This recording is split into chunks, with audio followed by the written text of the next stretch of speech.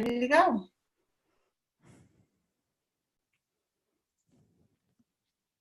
Hi everyone, this is Kathy Bush and welcome to the DandleLION medical webinar entitled 5 Important Things to Know About the Motor System of the Preterm Infant.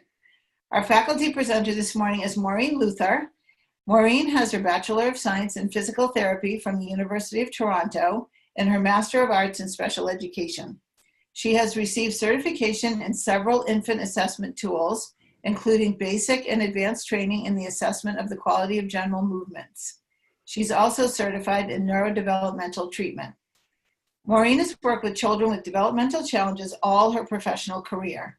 She is presently a pediatric physiotherapist in the neonatal follow-up clinic and in the neonatal intensive care unit at the Sunnybrook Health Sciences Center in Toronto, Ontario. Maureen has delivered numerous presentations nationally and internationally on topics related to prematurity, developmentally supportive care, infant-directed feeding within the NICU, and follow-up outcomes and interventions. Maureen, we are so pleased to have you. Thank you so much. Well, thank you, and thank you to everybody for joining us today. Generally, I just introduce myself as, hi, I'm Maureen, I'm the physiotherapist, and I look at how your baby moves. So now in this presentation, I'm supposed to bring this down to 5 important things that we need to know about the motor system of the preterm infant. So this will be my objectives in my 1-hour presentation. I'm going to stress how stress influences neurodevelopmental outcome. And also there's a few other factors that influence the preterm's infant's developmental outcome, which I'll discuss briefly. I will talk about various movement patterns that are exhibited by the preterm infant and what the significance is of these movements. And finally, discuss, once we understand the movement of the babies, how can we deliver better supportive care, developmentally supportive care, and age-appropriate care within the NICU. So just to give you a hint, these are the 5 basic things that I will discuss. Some of the components of the motor system, how stress in particular affects the brain, and therefore we need to recognize those cues of stress, pain, and stability. Those are the basic movements around that I will discuss. And then another movement pattern called general movements, which I will explain briefly. And then the 4th item is feeding, motor cues, because many of the things around feeding, we need to watch their movements. And finally, the clinical application of our knowledge of movements into the NICU. So when we look at the motor system components consist of muscle tone, postures, and movement patterns. And the motor system can be indicative of the disorganization of the infant or the baby's ability to self-regulate, or movements that also begin to tell us about the neurological integrity of the baby. The motor system is very reactive to endogenous, so internal cues, and exogenous cues or demands, but the movements can also be spontaneous, so not driven by internal external stimuli. So when we look at muscle tone, what is that? Muscle tone begins in the infant around 28 weeks, gestational age, and starts in the lower extremities and works its way upwards in a caudal-cephalic direction. We have 2 types of muscle tone. One is passive muscle tone, and that's when you sort of passively move the arms and the legs, and you want to get a sense of resistance to the movement of the extremities. But passive muscle tone also contributes to the postural control of the baby, and it's that postural control of the trunk that then allows the extremities to move off the trunk. The trunk is like the command center, and the extremities, including the head, move off of that. We then have active muscle tone, which is the sustained muscle contraction, which help maintain the posture of the baby up against gravity and also responds to movements of the baby.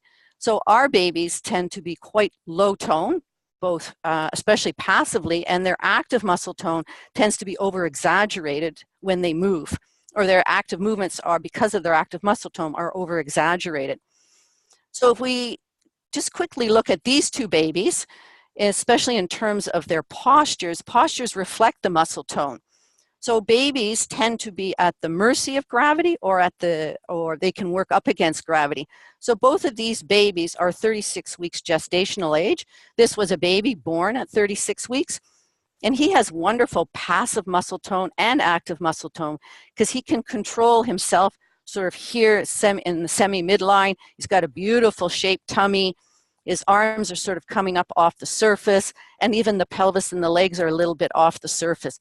So he has very nice postural control, semi against gravity. So this gives us a good indication of his overall muscle tone. This little one here was a former 24-weeker, now at 36 weeks gestational age, and preterm babies tend to be quite hypotonic or low tone. And the smaller they were, the sicker they were, the longer they are on ventilation, the more low tone they are. And so this little one, you can see her very large belly. You can see the outline of the rectus, but the obliques are very weak. Our preterm babies really miss that rotation in utero. And her arms are only coming up into flexion because she's actively sucking. Sucking is a flexion action, and so it also influences the upper extremities.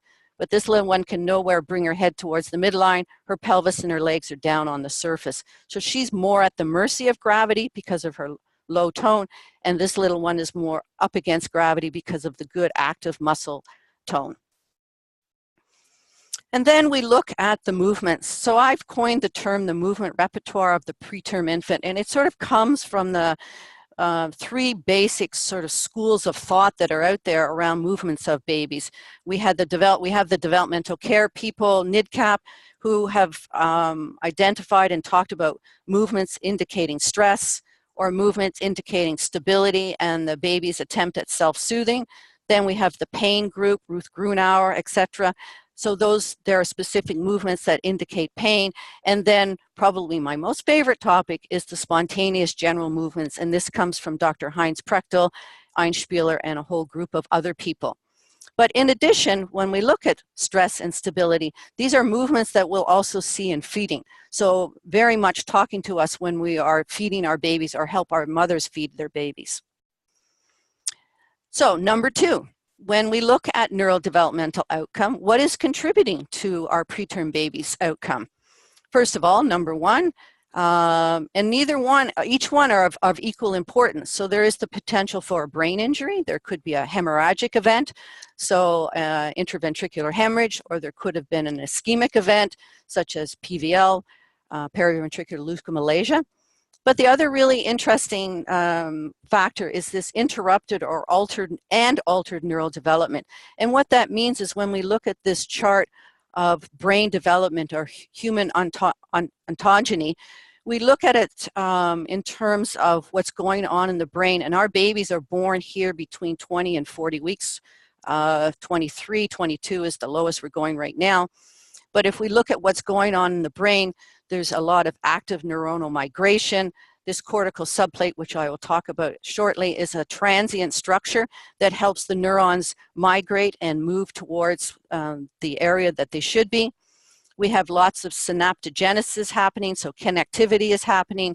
Glial cell proliferation is the myelin, so we have myelination happening in this period of time. So when a baby is born in this period of time, sometimes this brain development can be interrupted, and then the brain architecture can be altered. So Dr. Volpe talks about secondary cortical dysplasia of the preterm infant, and what he's referring to is that the gray matter architecture has been altered. There's been some alteration of the white matter connectivity, and the cerebellum is underdeveloped. So now we have a sort of an altered brain of the preterm infant, and then another big component of contributing to neurodevelopmental outcome is stress. And studies have shown us that on MRIs, we have reduced brain volumes and altered functional connectivity due to stress of the NICU on the baby's brain. And this is where, as we understand the cues of stress, this is where we can have a real impact, especially in the NICU. So how does stress affect the brain? Actually, I can feel it right now, how stress is affecting me. But in terms of how stress affects the brain. It activates the HPA axis, the hypothalamus, pituitary, and adrenal gland. It's a stress pathway. And so when there's stress, the hypothalamus is activated. It releases corticotropin releasing hormone, which has an effect on the anterior pituitary gland, which releases ACTH, and then ultimately cortisol is released. Cortisol is the main stress hormone, and it has a feedback relationship to the brain, and it helps the body to react to stress and then also bring the body back to homeostasis. And in the NICU, it is cumulative stress, and then this affects how the baby can react to stress and how the baby can achieve homeostasis.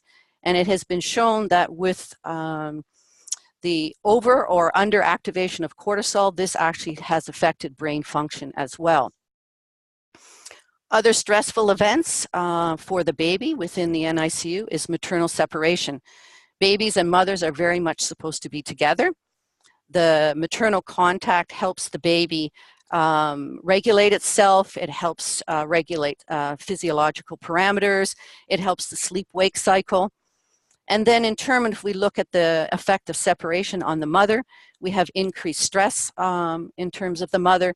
Margaret Miles has a wonderful parental stress index, and when she asks and looks at what causes the mother the most stress, it's how the baby appears because of all the wires and the tubes.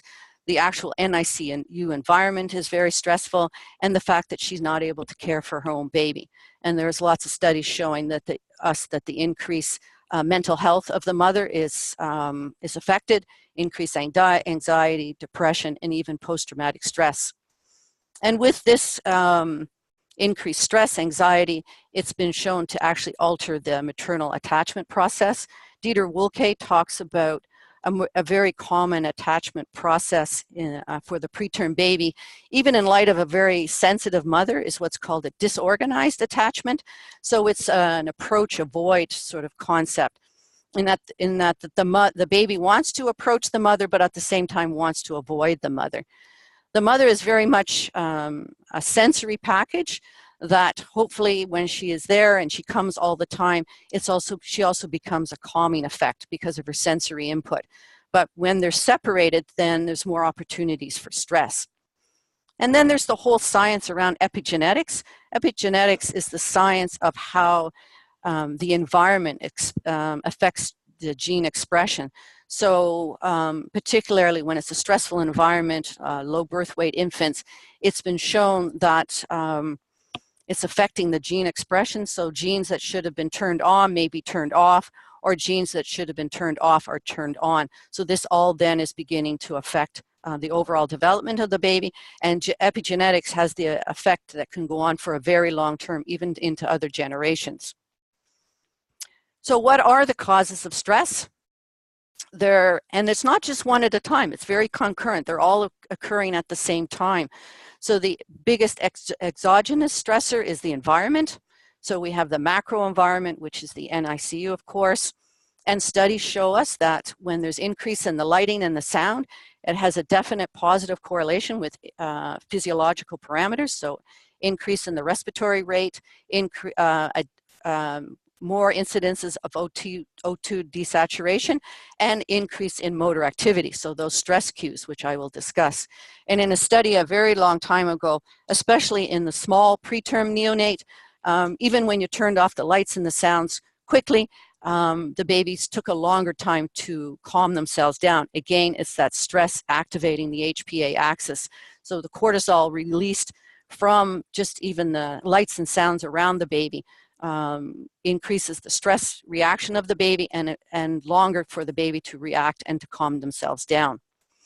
And then there's the microenvironment, and that's the immediate area around the infant, and such things as caregiving tasks, procedural care, painful procedures, and sleep disruption all cause stress for the infant, but these are all things that are modifiable.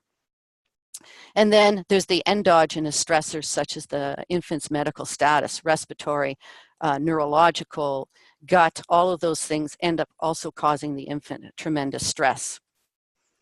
Now, on the PDF that was sent out, this slide is switched a bit, but you know, on the 11th hour, you're always making changes. So just to be clear, in talking about stress and stability cues, these were all stress and stability cues identified by developmental care people, our wonderful Dr. Heidelise Owls.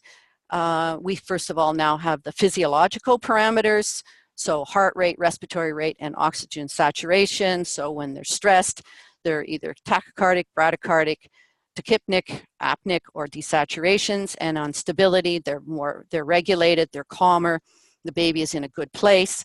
We have color changes if the baby is stressed or stable. And visceral responses, yawning, sneezing, gagging, hiccuping, bowel movements. Often these come a little later, so sometimes with a real microprem, they're not apparent. Some of these stress cues develop as the babies get older in their gestational age. And then we have the whole state regulation, so diffuse sleep, irritability, crying, and rapid state change, all are signs of poor state regulation. And then there's the motor stress cues. And the motor stress cues really tell us a lot. That's quite apparent to many of us. How stressed the baby is. Stress cues tend to involve extension. So we can have, in terms of the general extremity actions, we can have the big rapid flexion and then big extension of the arms and legs. Twitches and startles tend to be more present in the under 30-week infants. So again, you can see this sort of gestational age component. So certain stress cues are sort of more age specific than others. In terms of the specific extremity, hand to the face, or often you get lower extremity extension, which then can extend into the arms. So you get your big active lower extremity extension, upper extremity extension, and the finger splay. Finger splay is a very non-specific stress cue, but very easy to recognize. And then fisting is also related to the younger gestational age and the more acutely ill baby. So in terms of the motor stress cues, what's found to be the most common stress cues are finger splay, a facial grimace, which is sort of the upper extremity or the extension of the upper face, and lower extremity extension. So these three motor cues have been found to be the most prominent motor cues, especially with relation to our procedural handling. As I said, finger splay is a reliable indicator of nonspecific stress. Finger splay is often the first thing that you see and almost the last thing to sort of calm down. So to get that nice gentle flexion is the final cue that the baby has now moved to a more calmer, stable state. A grimace, a little on the sad side, tends to represent sensitization and anticipation. So when the baby's had multiple stressful events, cluster of care, procedural care, painful procedures, as the next external stimuli come in, you often get that eyebrow raise. So it's felt that there's more of a recognition of they're starting to be oversensitized to this stressful input and anticipating some anticipation of something to come. And so it's this motor activity that's very closely related to a desaturation. So you start to see these motor stress cues, the finger splay, the lower extremity extension, maybe extending to the arms, and very quickly there's a strong correlation to an oxygen desaturation. Some studies say within 10 seconds you can see it happening. And then we have the motor stability cues, which is something that we all want to see and help our babies achieve. So generally, we want that nice, gentle trunk flexion. We want flexion of the upper extremities and the lower extremities, and nice, smooth movements. Stress movements are very fast, jerky, and kind of out of control. And then when we look at very specific extremities, the hands especially, hand to mouth is a nice stability cue. The baby's trying to calm themselves. A hand grasp, baby's trying to calm themselves by grasping on. Again, a grasp is a flexion action. And then over and looking at this baby, sucking on a pacifier, non-nutritive sucking. Non-nutritive sucking is a flexion action. So again, it's starting to calm the baby down. Actually, non-nutritive sucking is in terms of the Cochrane reviews, a well-documented calming strategy. We all know that. And again, this baby with a nice soft face, soft flexed hands. And just looking at this baby, this would be a time to talk to the mother and sort of take her away from the look of the tubes and all the ventilatory support and help her look underneath the tubes and see how comfortable and how stable her baby is at this point. So take her away from all the stress cues and let her look at how stable and comfortable her baby is. And then we have stress and pain. Pain thought to be more of an extreme stress input. They both activate the autonomic nervous system and the HPA axis. As we've talked about, stress tends to be from the environment and procedural handling. There's specific motor cues, which we've reviewed. And when we look at pain, it's more that it tends to be identified with tissue breaking procedures, though it may also have to do with the medical stability of the infant. So neck, things like that could cause pain. And in terms of pain cues, motor cues, it tends to be distinct facial responses. And it's important to understand if it's stress or pain because the management can be different. With stress, you're going to modify the environment, and with pain, there's specific non-pharmacological strategies that can be used. So, in light of an infant who is no longer verbal, he's no longer verbal. He's not verbal, so we don't have self-report in terms of verbal communication, but we have report in terms of his behavior, his physiological parameters, and his sort of the context of the situation.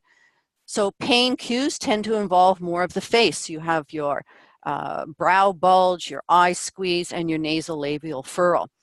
As well as we have body movements, rapid extension of the arms and the legs. Again, the finger splay tends to be more related to a pain cue on the younger babies. Fisting can be the younger babies who are more ill. Rapid flexion of the arms and legs, and hand to face.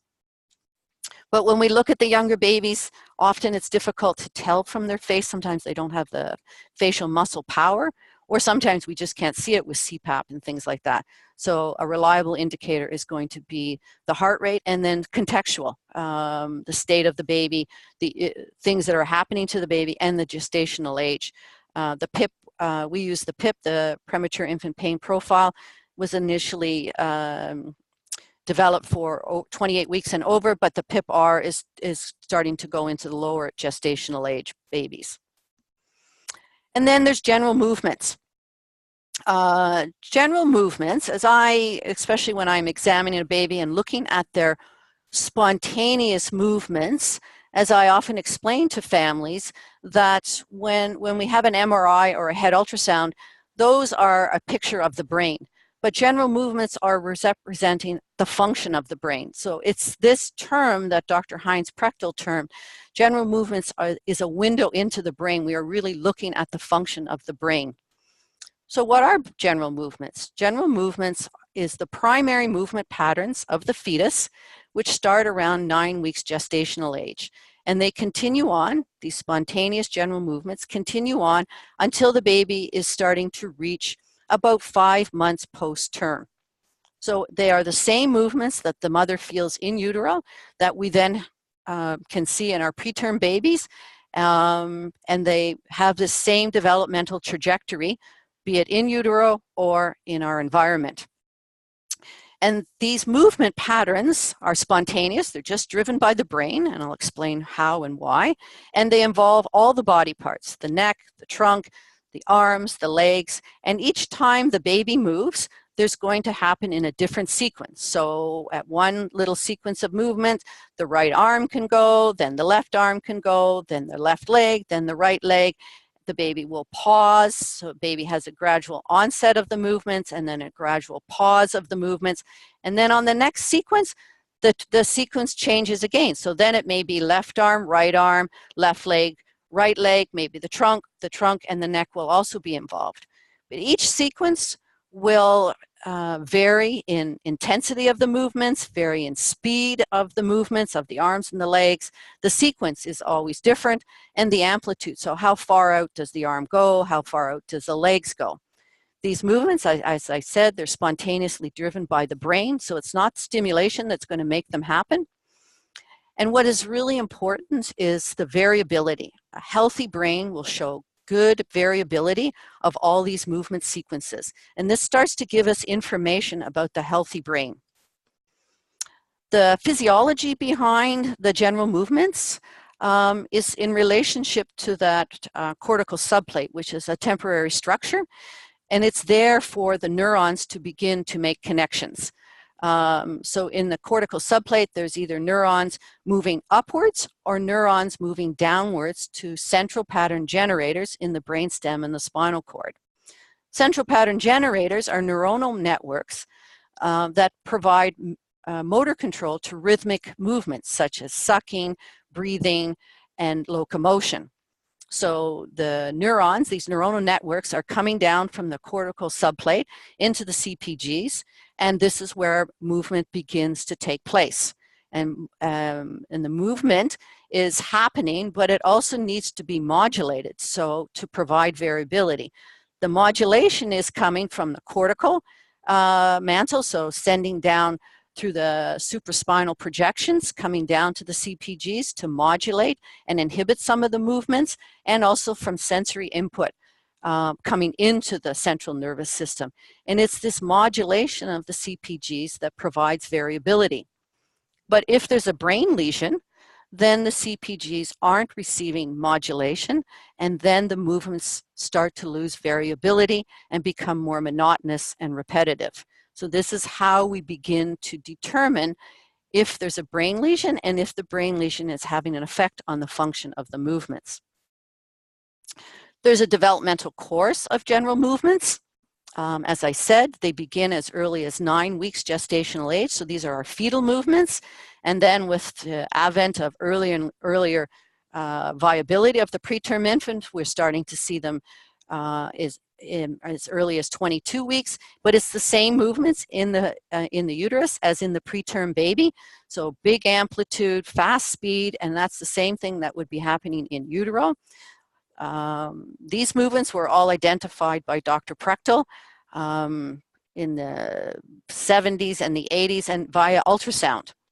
And then the preterm movements start to change around 36 to 38 weeks as the baby is starting to reach term, so in utero or in our unit, but these movements become a little slower, a little more forceful, and a little more close to the body, so a bit more action that way.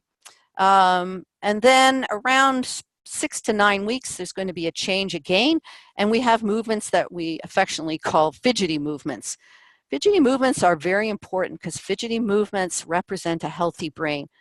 And these fidgety movements are little tiny movements throughout the body, then the head, the neck, the shoulders, the hips, the wrists, the ankles. And recently, actually in 2017, JAMA, a medical journal, came out with an article that in order to identify cerebral palsy early, this can be done if at 3 months corrected age or 3 months post-term, there is an absence of these fidgety movements. Potentially a diagnosis of cerebral palsy could be made, and there's multiple studies to this effect. And then finally, these fidgety movements will disappear as the babies begin more intentional anti-gravity movements. Now on my next slide, I'm going to a video, so just a caveat here is that those who are watching it live will actually see the video move and I'll talk through it. But when those who come back to it and watch a rebroadcast, you won't actually see the video moving or in action, and this is just due to consent. There is now an assessment around the general movements. There are 2 main scoring systems out there. One is a scoring system by Dr. Hatters-Algra, but the main one that is more current in the literature right now is Prechtel's General Movement Assessment, the GMA. In the video that we were just watching, as a recap, there was a baby born at 24 weeks, presently 39 weeks at the video. So term movements, nice variation in her movement sequences, changing between each sequence. So the right arm and the left arm changed in between the different pauses, the different clusters of movements. The legs were involved. There was rotation in the trunk. The hands were very close to the face, moving towards the face. The neck was moving side to side, and the movements sort of came on gently and then came off gently. So in terms of a general movement assessment, that baby would have be considered to have normal general movements. So speaking to the brain integrity of that baby. Abnormal general movements lack variability. The movements tend to be either quite monotonous, or they're stiff, or there's a movement called a cramped synchronized. So it's simultaneous contraction of the abdominal, the uppers, and the lower extremities. And those movements tend to be classified as abnormal.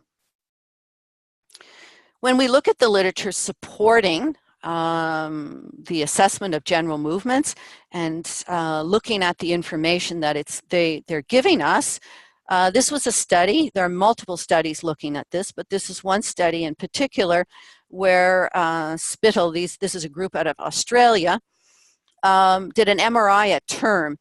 And for those babies who had normal general movements around the 1 month mark, so around term, and then again, the assessment was repeated at 3 months, so that fidgety movement stage, those babies had no white matter abnormality. So the MRI and their movements correlated. In the study, when the MRI showed a mild white matter injury, there was some abnormality to the general movements at 1 month. So those movements would have been a bit monotonous. There wouldn't have been as much variability. They may have been a bit jerky, but by 3 months, they had the fidgety movements, so that would have been considered normal. So that was just reflective of mild white matter injury. For those babies who had more significant white matter injury at the term MRI, they would have had abnormal general movements. They would have actually been apparent as early as 34 weeks gestational age in the unit, again at term, and then again at 3 months. They did not have the fidgety movements. So there's a strong correlation with abnormal MRI, so abnormal white matter, and abnormal general movements. So quite a positive correlation. So really looking here, especially the MRI, looking at the brain architecture, and now looking at the movements, which is the function of the brain.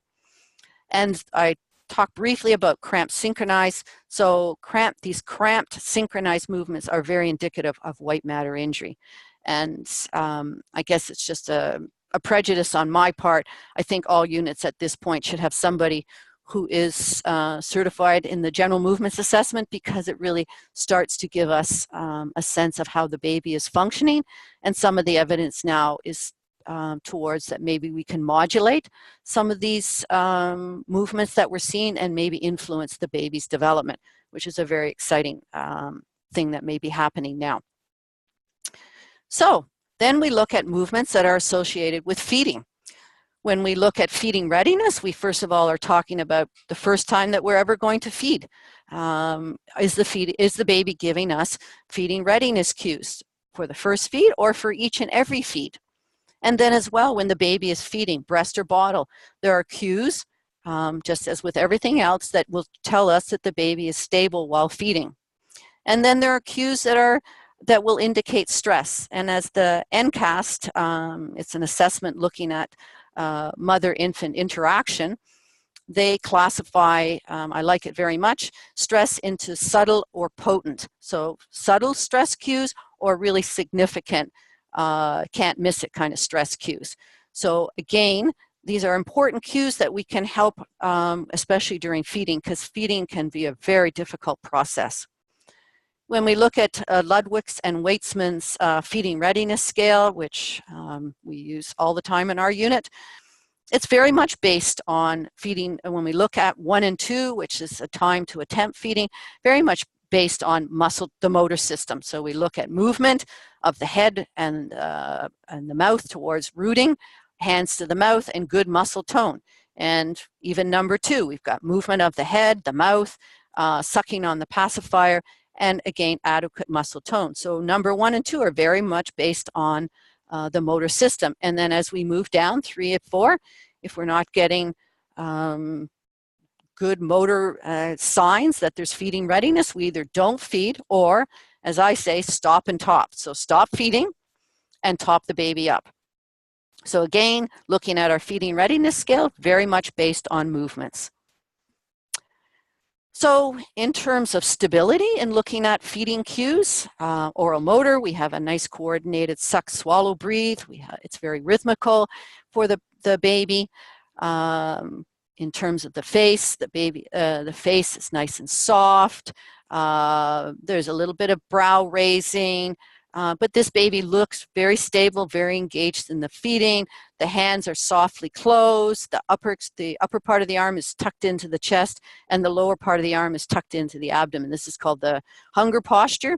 But again, very much these motor cues and the movements tell us a lot about how the baby is feeling and how the baby's doing at this point in time. Then we have these subtle stress cues. This is like we need to be on alert. We need to watch, something's going to happen. So in terms of oral motor, the baby starts to lose the rhythm and the coordination of the suck, swallow, breathe. The face tells us a lot because that tends to be what we're really focusing on. A common sign is that the baby starts to do multiple blinking. So that's a real warning sign, and you really need to pay attention as to what's happening. Baby might start to frown a little bit, gaze aversion as the eyes are starting to drift off to the side. The upper lip may start to tighten up a little bit, or the tongue may flatten out. These are all cues and all strategies on part of the baby that they're starting to lose control. And in terms of the body, there's that finger splay again, that nice simple sign that starting to get stressed, we need to slow down. Or the arms can drop down by the side, baby starting to move around a little bit, or may go completely quiet, or the feet start to move. So these are all cues that the baby is starting to become a little bit stressed, starting to lose his stability. And then we have the various obvious potent stress cues, very obvious in terms of oral motor, gagging, vomiting, coughing, something we don't want to have, crying, and then back arching, back extension, pulling away. Again, those very classic stress cues, and this is an absolute time to stop feeding. Maximum lateral gaze means that the eyes are way off to the side and they are not engaging in this feeding process. So obviously, when we listen to the baby, we watch them, it's very clear what we need to do. So now I've talked about, laid the groundwork in terms of the movements, stress, stability, pain, and general movement. So what are we going to do with this? So we take this information and we apply it to our care in the NICU. Talk about handling, positioning, feeding, pain management, and parental involvement, but it's also parental education. They also need to understand the cues that the baby is telling us and them. A very popular intervention in terms of care is clustering the care. But I think the studies are showing us more and more that procedural care can be a very stressful event. So somebody like Holste has looked at when we cluster care and we have these long rest periods, and then multiple tasks has to be done at after 4 hours, after 6 hours. And is that really the wisest thing to do? Maybe we need to do shorter rest periods, maybe 2 hours and maybe 1 or 2 tasks so that you get a less intense response. But these are all things that the bedside nurse has to consider because she's the one that's sort of scheduling. But I think we really need to understand, especially for those babies under 32 weeks, that the studies have shown us that with just regular procedural care, it can be often more than a painful procedure, that the physiological and the motor responses are quite significant, and they will extend far beyond the actual care time that's been given. The bedside nurse needs to be careful to organize, and I'll show you the studies why, the timing of the procedural care versus the painful procedure and how this is going to affect the infant's response. And then good evidence, so 37.5% of unplanned extubations was because of associated procedural care when handling the infant. So again, there's ramifications around our cluster of care and we need to plan them very well. In this study by Holste, she looked at a pain response. So she looked at painful procedure and cluster of care. So in this particular situation, there was a painful procedure before a cluster of care, or there was a rest before the painful procedure, breaking the babies down into two separate groups, the younger gestational age and the slightly older gestational age. And in those babies where there was procedural care, cluster of care before blood collection, there was a more intense pain response during the blood collection. If there was a rest before the painful procedure, the heel lance, there wasn't as strong a pain response. There was still a pain response, but it wasn't as strong, and it wasn't as robust as it was when there's cluster of care before. And it was the same for the slightly older babies. Here, this is the painful procedure. This is the response of the babies facially during the task. In this study, she was looking more at the stress cues during handling when there had been a rest prior to the cluster of care, or there had been a painful procedure prior to the cluster of care. And again, if there had been a rest before procedural care, the babies had less stress response, versus if there had been a painful procedure and then cluster of care, there was more stress response. And both of these were statistically significant. So it really speaks to timing these events. So if a baby has to have blood collected, you're going to think about how much care has to be done at that time. Or if you've just done your procedural care, can the painful procedure wait for a bit longer? But that really then comes to the bedside nurse, and the old saying that the bedside nurse is the guardian of the baby, and we all have to respect her timing and her scheduling, because it's for the benefit of the baby. And then two-person care is becoming a sort of a well talked about, well recognized strategy, especially for our tiny babies and our sick babies, but really for the babies who are really showing a lot of stress cues with care. So those are the more unstable babies. So if the babies are really stressed out during care, and it's only, those of us who are doing the care can really recognize. So once you recognize what the cues are, you can then we can then decide, do we need an extra pair of hands? So the extra pair of hands is to provide support, to help the baby become more stable. Can we give the baby the ability to use the stability cues? So good times to use it is during procedural care, during painful procedures, and now even during head turning when the babies are intubated, so to reduce the times of unplanned extubations. In this particular picture here, the baby was having blood collection. Sucrose was given prior, and I was promoting lower extremity flexion, foot bracing, hands to the head, a little bit of deep pressure on the head, and during the whole painful procedure, there was no DSATs, no bradycardic events, and respiratory rates stayed stable. So good evidence that when the two pairs of hands, one's doing the procedure and the other one is giving comfort, that the babies were able to stay stable throughout the procedure. The other part of this is the person providing extra support will also modify and watch what's going on around the baby. So all that multiple complex stimuli coming from the environment, sights, sounds, talking, also to control all of that coming down. Again, another way to decrease the stress for the baby. In terms of positioning, not to get into all the different components of positioning, but I think positioning has to be looked at is that it's a dynamic intervention. It can't be a static intervention. It has to change with the baby's medical needs. It has to change as the baby becomes more mature, and has to change with the gestational age. So it needs to be developmentally supportive and age appropriate. This is a poster that we designed for our unit, but I'll go through each item just a bit more carefully. So we have an acute phase for the smaller babies, the more ill babies. Then we have a transitional phase, and then we have preparing for discharge.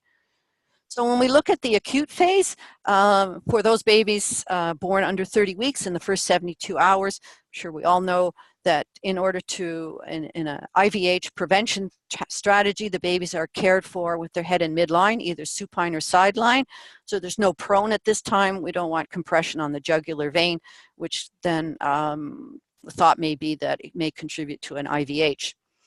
After the 72 hours, though, or the slightly older prems, or the greater than 34 weeks without respiratory distress, it then becomes time for positioning to decrease stress movements. So prone, this is where prone or supine or sideline starts to come into effect, because particularly prone is a real good position to decrease the stress cues. But a good thing when doing positioning, especially in prone, is you really want to promote the flexion. Remember, flexion helps the baby become more stable. It's a stability cue. Allow them to tuck in. So I often place the baby on top of a little roll, a little pad, so that you're getting flexion through the uppers and flexion through the lowers. But then those older babies, probably best not to move into prone because they're going to be going home soon, and we have to follow the safe sleep guidelines.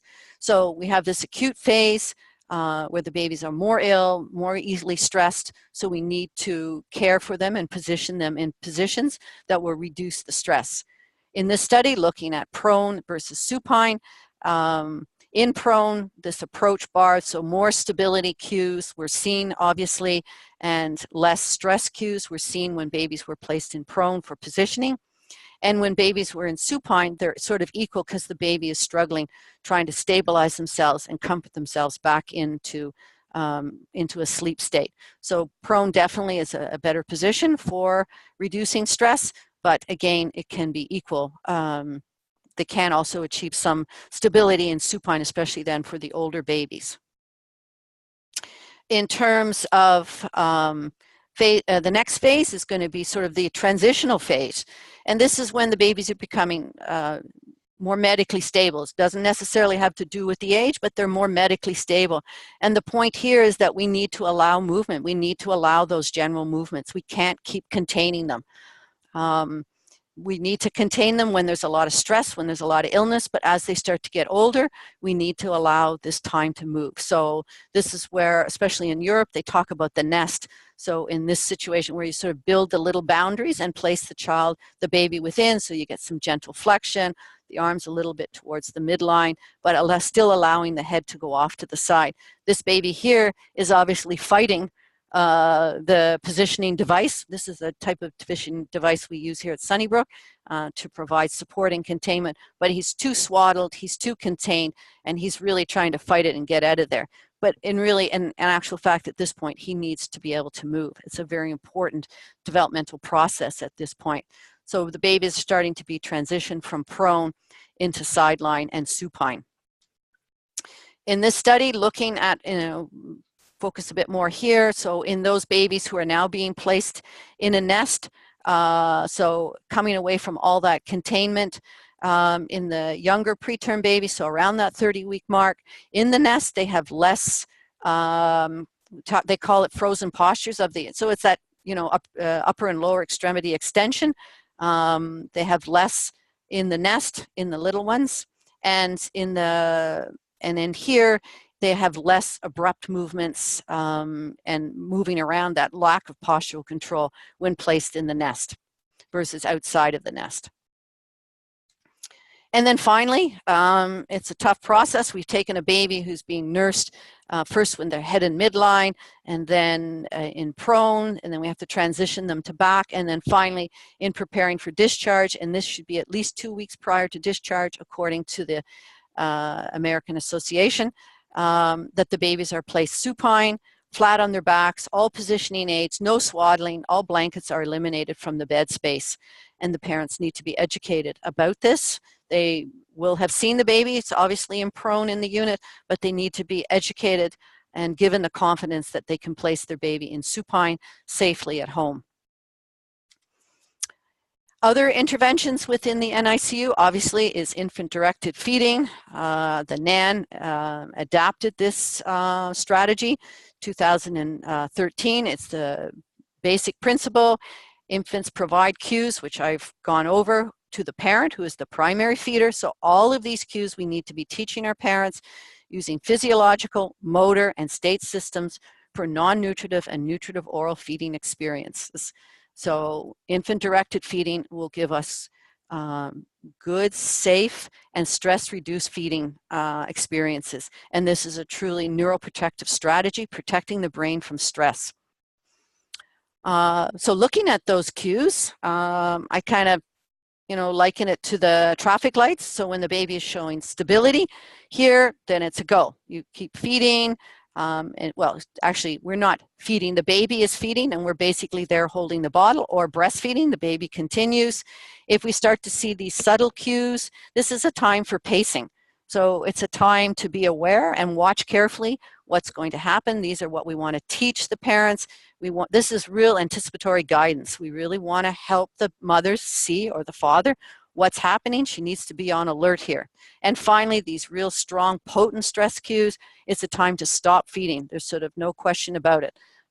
Stop. Don't be afraid that you might not get back in. That's okay. If he doesn't let you in, that means you're not going back in to feed. So these are all good cues, very easily recognized, and very understandable. In terms of pain management, every unit should have a good pain assessment. And obviously, if we can avoid painful procedures, the better, but non-pharmacological pain management. Many strategies have been shown, so sucrose with non-nutritive sucking on its own, the use of sucrose, skin to skin, use of breast milk, positioning with containment, so really wrapping your baby up, bundling them, keeping them flexed, or facilitated tuck by parents, which is really, two-person care at this point in time. So these all strategies, and getting the parents involved in helping their babies through these painful procedures also helps the parents become involved in their care of their baby. And then finally, parental involvement, actually skin to skin, handling, teaching our parents to be responsive is a very important process. Skin to skin has been shown to promote physiological stability, organize the sleep-wake cycles, reduces stress, and it's a good pain management strategy. And for the parents, there's numerous benefits: better milk production, duration of breastfeeding, improved attachment, better confidence, better understanding of their babies. So the longer they can do the skin to skin and handle their babies and hold them, the better things are. And then I made it. So in conclusion, the movement repertoire of the preterm infant is a very loud and clear form of communication.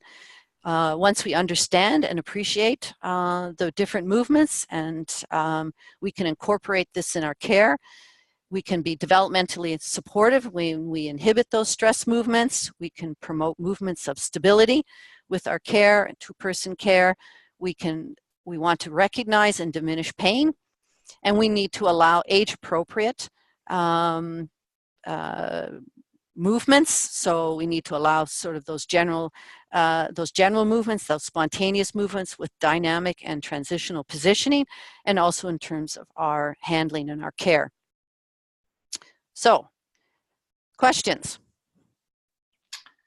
Well, Maureen, thank you so much for not only the great information, but also the strategies. Really, really appreciate being able to walk back into the unit and have something you can do right away. Good. So for everyone else, let's open up now for questions. As I mentioned earlier, if you hover your cursor over the bottom of the Zoom screen, you'll see a Q&A tab at the bottom, and we can type the questions there, and I'll help to field them and read them to Maureen, and she can answer them. So the first one, Maureen, do you have the resource to share about preventing prone the first 72 hours to prevent pressure on the jugular? Yeah, so on the slide, I gave a reference for that. There's two references on the slide for the care with the head in the midline. Let me just go back. On the last invitation you received a few minutes before the start of the program, you do have Maureen's slides, and you should be able to print those and see them. Second question, we commonly do not have 2 weeks prior to discharge to practice the sleep guidelines. Our babies are usually 32 to 34 weeks gestation when born.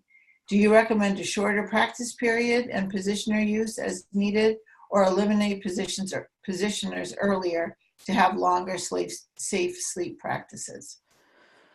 Okay, so if your babies are 32 to 33 weeks when they're born, they're heading home. So obviously the big parameter for going home, sometimes this now is the difference between Canada and United States. So our babies are fully feeding, orally feeding, no matter how long that takes before they're discharged home. So again, but I think the ultimate answer is the baby has to go home sleeping supine. So if you think that your baby's going home, the baby arrives in your unit 32, 33 weeks, and you're pretty sure that baby's going home within 2 weeks, you're going to have to start transitioning the baby to supine. There may be, times where you're trying to comfort them, maybe with some supports, but you really probably should avoid prone because the safe sleep guidelines is that they need to go home sleeping supine. We often get parents, well, I just place them in prone for naps and things like that. That's a very dangerous situation. There was a study that showed that those babies who majority of their time are supine, but then occasionally they're placed in prone. So for instance, grandma comes to babysit and, I can get that baby to sleep, and places them in prone.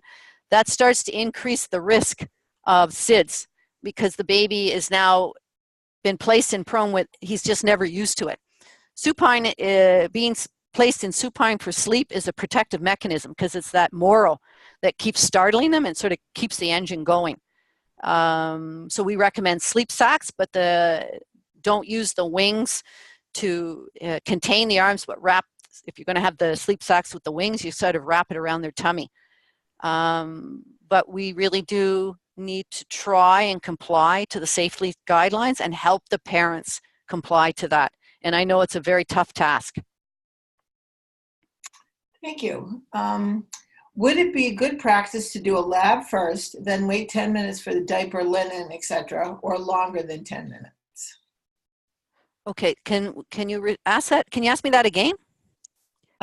Yes, I can. This is what was written to me. So okay. Would it be good practice to do the lab first, then wait 10 minutes for the diaper change? So I think the study showed that they needed a longer rest period. Okay. So if the bedside nurse knows that blood work has to be done or labs have to be done, can she space it out? Or, okay, you need labs done at a certain point. Does the diaper really have to be changed at that moment? Can you wait to the next time? Or don't follow your cluster of care where you're only going in every 4 hours. Maybe you need to go in at the 2-hour mark. Even in the study where I talked about procedural care before the painful procedure or vice versa, there was even there a 20-minute wait period, and that still showed, high reactivity both from stress or pain. So it's going to be up to again, it's always up to the nurse who knows her baby well. So if you really know your baby and you know your cues, you're going to be able to tell what that baby can handle. And so that's sort of why we need to be very familiar with movements, because it makes our care very individual. It's not that recipe. And it gives especially the bedside nurse ammunition to say, no, I can't do it right now. Look at the stress that the baby's under. Wonderful, thank you. Are there videos available to see examples of the other forms of movement like fidgeting? Yes, actually. And I didn't get into that because I thought we were sort of more related to, we were looking more at the unit. But actually you can go on YouTube and there's a few babies there. They're doing some great fidgety movements. If anybody really wants to see what they kind of look like, you can always contact me. I have one, my stellar gold star baby. But it's really, I think it's a really important thing to recognize. So these fidgety movements, so you can either see them on YouTube, or if you need to, then you can come back, you can contact me and I can arrange for you to see it. Great. Is there anything they should put into YouTube? Any specific words? Put general movements. Great. General movements in YouTube, and it'll pop up. And then, now I'm going to make one caveat here. There is a baby on YouTube that has beautiful, and it's a term baby, so it's a baby right in the unit, close to term, and he has beautiful movements, but there's a caption underneath. They've made a tremendous error. It shows you how you can't really, rely on social media, but they've called it cramp synchronized, and they said that it's abnormal, but it's absolutely incorrect. So it's too bad we can't fix that on YouTube. The baby is beautiful movements. So if you go on, it says cramp synchronized, but it's not. They're normal. You can really see the baby, how he's moving. And then there are videos of the fidgety movement babies. Yes. Great. Okay, do you have a process for ROP exams using the information you provided in order to reduce stress? Oh boy. Yeah, you're gonna bundle them up. You're gonna use two-person care. I mean, that's extreme stress, pain. They get the drops to reduce the pain, but is the ultimate stress. But really using all your bundling containment strategies, if mommy's capable, not many mummies can stay, but generally the nurse is there containing. We do give sucrose, sucking on a pacifier, but usually they're screaming. It's a tough one, but every strategy that you can think of. Pull it out. Pull it out, yes. Pull it out. Help them out. Trying to go back and forth here between some people are doing it in the chat. It was difficult to read the very small print on some of the slides with references. Can the handout be provided with 2 slides per page rather than 3? Oh, okay. I can redo that. Maybe redo it and we'll post it on the web page along with the recording, so you can come back. Would that be all right? Okay, so I'll redo the PDF with 2 slides on a page. Yes. Great. Okay, when a baby is crying prior to feeding, but multiple babies need to be fed, does calming the baby using their pacifier tire their oral motor muscles out prior to being fed? And what would you encourage soothing if the feeding pacifier, because they're going to be exhaust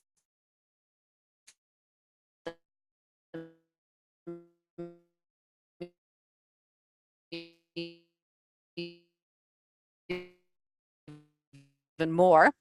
So, and I certainly know when there's multiple babies crying to be fed, but then that's, I guess, where you really want to get the parents involved. And I know we all hear that over and over, but again, that's a good strategy, especially for the busy nurses in the unit.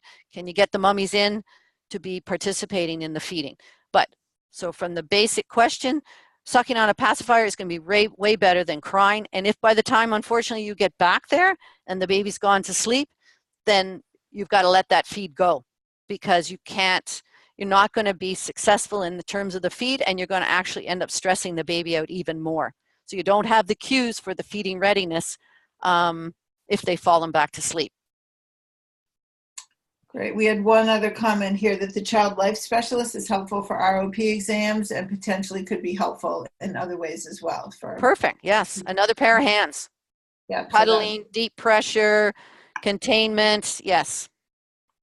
Good suggestion. If a sleep cycle is 60 to 90 minutes, should you wait that long for cares? To do procedural care? Yes. Yeah. I mean, well, most, yeah, so you certainly don't want to disturb the baby in the deep sleep, in the real quiet sleep. But if the baby's starting to move, in the ideal world, baby's starting to rouse up, starting to move around, that would be a time, respiratory rate is starting to increase, that would be a time to go in and start to intervene. So it may, I don't know if you're doing care every 60 to 90 minutes. But then that may go closer to your 2-hour care. But state regulation is important when you're going to do procedural care, yes. Okay, I've read some articles about the noise of the unit and its potential stress on preterm infants. Can you explain this a bit more? Do you use music or quiet voices? So in our unit, we are single rooms for each baby. So we, about 10 years ago, we moved from big pods, and we're now in single rooms. So now it's the mother in the room, hopefully most of the time they're present, providing skin to skin. And we actually have to encourage her to talk. But I think, so it's also going to depend on the environment that the baby is in and the reactions of the baby in the environment. So in our situation, where the babies are in single rooms and maybe the mother isn't present, we had to be kind of aware of that because there was a study that came out, babies in single rooms on MRIs, again, because of the silence, showed a little bit of change in the brain. So if baby is in a single room, there is no noise, then there should be, yes, music. Or we encourage when mummies are holding their babies to talk. Don't be shy, talk. Because the babies do need noise. It actually is a little bit noisy in utero. So you don't want complete silence. But on the same hand, if you're in a unit where there's a lot of noise, then adding to it would not be beneficial. But again, always going back and looking at the baby's reactions to things that are going on around them. Kind of in the same vein, have you observed the use of music therapy in NICU care? And when would you recommend the ideal timing to implement to inhibit stress, diminish pain, or promote movement stability? So in terms of looking at the research around music, I don't have the information for that.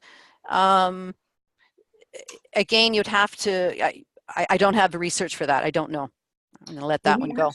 We actually had a webinar last month on music therapy, so I'd recommend that you go back and check into that and listen to it. He did a wonderful job with that, so thank you. Good. Okay. Are IV alarms stressful or fine? I'm trying to tell people IV alarms are noxious, but human voices are great. So the alarms, is that what we're asking? The alarms are stressful? Yes. Well, the alarms tend to be loud impulse sounds. So depending on the baby, so if the baby's in an incubator or an isolette, he's not necessarily going to be aware of the alarms, but if he's in a crib, he's going to be more aware of the alarms. And I think one of the suggestions was, because it's a loud impulse sound, I think the quicker they're turned off, the better. And voices are always better, especially mommy's voice. The more we can utilize mommy's voice, the better. But our voices also would be a lot better than alarm. Okay, now we have two about lights. So what do you think of eye shields versus turning the lights off? I think eye shields are another sensory input that tends to stress the babies out. You kind of see it when the babies are under the phototherapy lights. They're kind of moving around a lot. They're sort of arching back. They're trying to get away from it because it's that sensory input on their face. The face is a very sensitive area. They have sensory receptors very early. Around the mouth, sensory receptors are there as early as 7-8 weeks gestational age, and that then sort of incorporates the whole face by 10-11 weeks. That's what the studies show. So I think I would prefer more governing the lights, the overhead lights versus eye shields, but I know the eye shields are needed for phototherapy. Should the light cycle have no lights overhead during the night except for cares? A study said 50 LIT units, but what is that in terms of a nurse perception? Again, for me to really answer that accurately, I can't. I guess the focus is more on the movements versus necessarily the NICU environment. I mean, the idea behind the cycled lighting is that the lights are up a bit in the day and they're down a bit at night. But, we were doing cycled lighting here we do cycled lighting, but initially the initial recommendations were put the lights on full blast in the day. And we found that that was pretty obnoxious, especially even when the mother's in the room all the time. So the mother sort of governs the lights in the room, in a single room on her own. And then at night it gets darkened right down. Okay, Maureen, thank you for answering all the questions. I think that's it. So okay. moving along, in order to receive your free CE, you will need to fill out the webinar evaluation. In the chat area, we're going to put up the evaluation link. If you're watching the recording, please go back to the email you received with a link to the recording and click on the link to the evaluation form. You will receive an email with a PDF of your CE certificate within 24 hours after you fill out the evaluation. If you're watching live and you don't have time to fill the evaluation right now, or your hospital has blocked access, you will receive an email within a day or so with a link to the evaluation as well as a link to the recording. One thing, if you're viewing as a group, you must each log into the evaluation form in order to get the CE. We hope you'll like us on Facebook or LinkedIn to be the first to find out about what's new at DandleLION Medical. We did just launch an exciting new product called the Crown Cradle. The Crown Cradle is a patented, well-researched product that helps to support the development of a baby's natural head shape. And we now have the product available for sale and evaluation. You'll have an opportunity in the evaluation form to indicate if you'd like to receive more information or sign up to do some kind of a trial. So we hope you'll visit the DandleLION Medical website to hear more about our next webinar on June 26th. And also you'll find links to the recordings of our previous 3 years of webinars that are all still active and available for continuing education credits. And finally, we want to thank all of you for coming. Maureen was a very popular speaker. We've had many thousands of people actually sign up. We want to thank you, Maureen, for a really informative and well-done presentation. Thank you. Your time and the work you put into that and your wonderful knowledge of general movements. It's really wonderful. Thank you. So thank you, everyone, and have a wonderful rest of your day.